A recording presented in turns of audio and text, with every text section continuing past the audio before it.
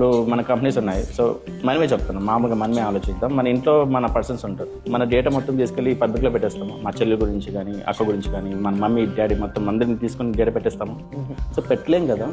అలానే వాడు క్రోర్స్ ఇన్వెస్ట్ చేసి ఉంటాడు ప్రాజెక్ట్ మీద.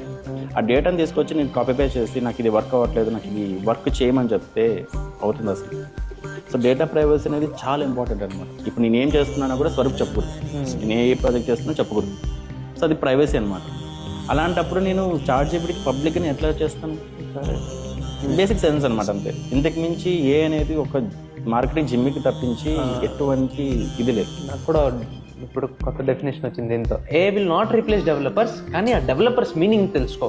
డెవలపర్ అంటే కోడ్ రాసేవాడు మాత్రమే కాదు, దాంతోపాటు యూజర్ ఎలా ఆలోచిస్తున్నాడు, ఆ అనాలిసిస్ ఏవైతే ఉన్నాయో మొత్తం అన్ని కూడా చేసేవాడు ఒక డెవలపర్ అంటారు. మిగిలిన వాళ్ళందరినీ నేను టర్మ్లో చేస్తాను అనమాట. అంటే తప్పుగా అనుకుంది, లేబర్ అని చెప్పేసి అంటాను అనమాట. అవును, నిజం, కరెక్ట్. సో అంటే వాళ్ళు ఏంటంటే ఇంకా ఏదో కంపెనీకి వెళ్తారు, సపోర్ట్ రోల్ ఇస్తారు, లేదా ఇంకేదో రోల్ ఇస్తారు, లేదా ఏదో ఇంకా అనవసరమైన టాస్క్స్ అన్ని చేస్తారు అనమాట. సో వాళ్ళు